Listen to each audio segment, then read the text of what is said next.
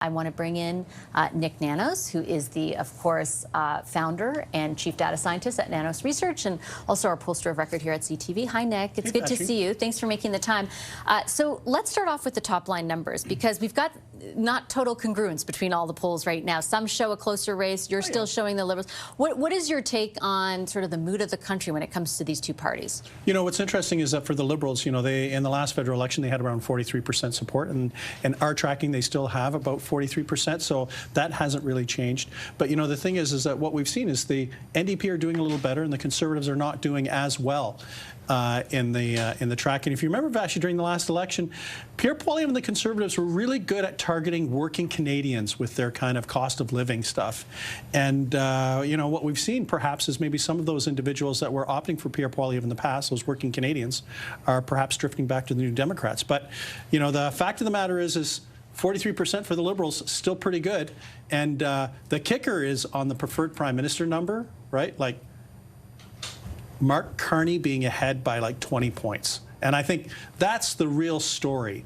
For Pierre Poilievre, he has to start to build his personal brand to be more competitive with Mark Carney, because Pierre Poilievre is trailing his own party. How do issues factor into it? Because there's a lot of conversation right now happening. I know at caucus that they're gathered in Edmonton, at cabinet last week in North York, about like, what do Canadians care about? Have they become somewhat insulated from the ups and downs of Trump and able to focus on other big issues? For example, the prospect of losing their job, or inflation, or crime, or immigration? Or are they still fixated on the Trump issue? What does your data show you about that? In our weekly tracking on the top national issue of concern, focus on Trump and U.S. relations is still the top issue. But the interesting thing, Vashi, is when you look at the top four, they're all, directly or indirectly, pocketbook issues. So top, Trump and trade, jobs in the economy. Then you have kind of inflation, the cost of housing. So think of Canadians worried about paying for the bills. Think of Canadians worried about their jobs, wondering what will happen in the next 6 months, wondering what will happen with the trade relationship. So there's a certain level, or a high level, of anxiety that's underpinning a lot of those views right now. And, you know, for the Liberals, they've really got to start to deliver, because how long will Canadians wait to transition from the Liberals talking about things to delivering on some of the promises that they have? What's your gut tell you about that? Well, we did ask a survey, I think it was with you, Vashi, at CTV News, and a majority of Canadians wanted to see something happen by the end of the year. So this, by Christmas time, or by the end of the year, in the ideal world, Canadians would like to see something that the Liberals have accomplished when it comes to infrastructure projects, or when it comes to the economy, or perhaps advancing discussions on the trade dialogues. Well, we're supposed to get an announcement tomorrow on major projects, so we shall see. We'll talk about that with our front bench in a moment. I also wanted to ask you about immigration, because it's become a real flashpoint, and I think all signs point to it being a big issue in the House of Commons and outside, even in the fall. You've done some polling for the Globe, which I found very interesting. It's not necessarily the top concern for all Canadians, but we've seen an evolution of views on the issue writ large. Absolutely. Actually, what we're seeing is that Canadians are increasingly wanting to see the number of either new individuals brought into the country or temporary foreign workers to be actually diminished. And, you know, you can see that 7 out of every 10 Canadians would like to see the numbers reduced. This doesn't mean that they're against immigration. I think this is more about right-sizing or calibrating kind of the number of new Canadians that we need.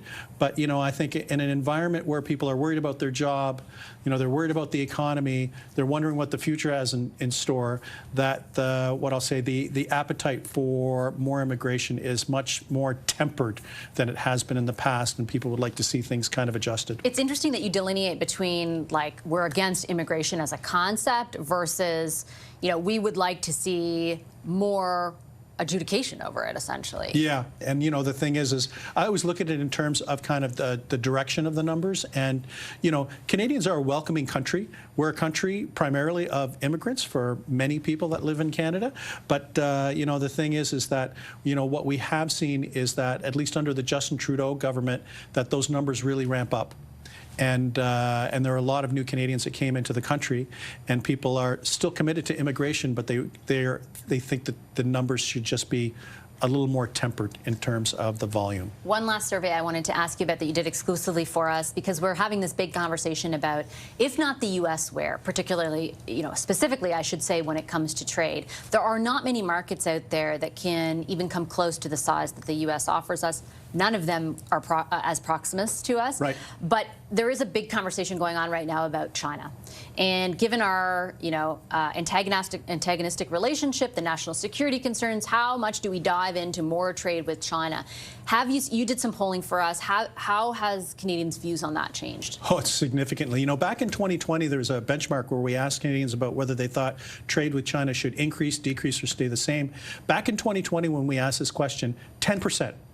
1 out of every 10 Canadians thought that trade with China should increase.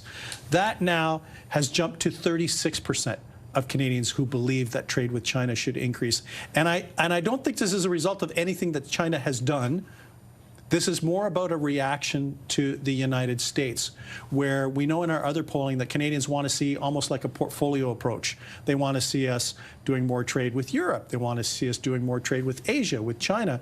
A lot of that in response to making sure that we're resilient, still trading a lot with the United States, but looking at almost like a multilateral strategy on that front. Okay, very interesting. Nik, thanks as always. Appreciate the insights.